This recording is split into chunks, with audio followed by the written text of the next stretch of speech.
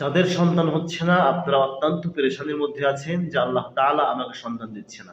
বিভিন্ন জায়গায় ডাক্তারের কাছে, বিভিন্ন কবিরাজের কাছে চিকিৎসা নিচ্ছেন, কিন্তু কোনো ফল হচ্ছে না।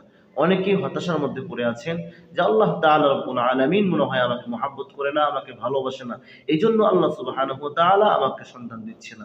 এই কথাটি ভুল, এই কথাটি একদম ঠিক নয়। কেননা আল্লাহ সুবহানাহু ওয়া তাআলা বলেন, আমি কাউকে সন্তান দিয়ে পরীক্ষা করি, কাউকে সন্তান না দিয়ে পরীক্ষা করি, কাউকে সম্পদ দিয়ে পরীক্ষা করি, কাউকে সম্পদ না দিয়ে পরীক্ষা করি, কাউকে ছেলে দিয়ে পরীক্ষা করি, মেয়ে দেই না, আবার কাউকে শুধু মেয়ে দিয়ে পরীক্ষা করি, ছেলে দেই না, আবার কাউকে ছেলে মেয়ে উভয় দেই দিয়ে পরীক্ষা করি। সম্মানিত সুধী, যাদের বাচ্চা হচ্ছে না এটা ভাববেন না যে আল্লাহ তাআলা আপনাকে দেখতে পারেন না, বরং আল্লাহ তাআলা রব্বুল আলামিন দেখতে চান যে আপনি নিয়ামত না পাওয়ার পরেও আল্লাহ তাআলার প্রতি কতটুকু অনুরাগী, কতটুকু শ্রদ্ধাশীল, কতটুকু ভক্তি নিয়ে আল্লাহ তাআলার ইবাদত করেন। অতএব আল্লাহ সুবহানাহু ওয়া তাআলার প্রতি রাগান্বিত হবেন না, এটা আল্লাহ তাআলার একটা পরীক্ষা, আল্লাহ তাআলার ইচ্ছা।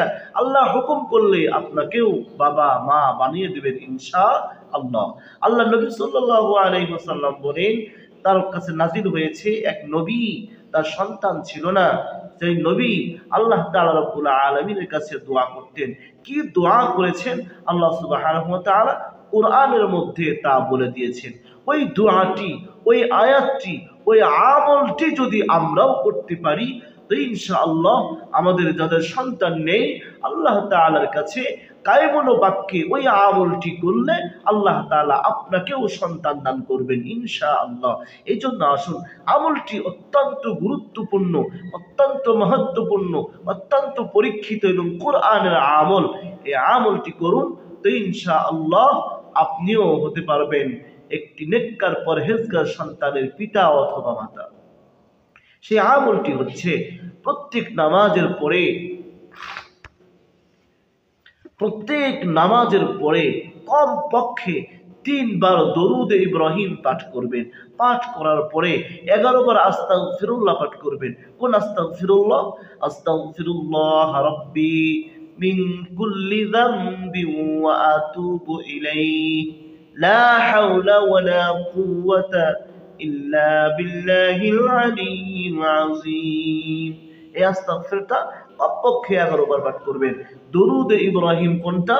নামাজের মধ্যে যে দরুদটি পড়ি, আল্লাহুম্মা সাল্লি আলা মুহাম্মাদিন ওয়া আলা আলি মুহাম্মাদ কামা সাল্লাইতা আলা ইব্রাহিম ওয়া আলা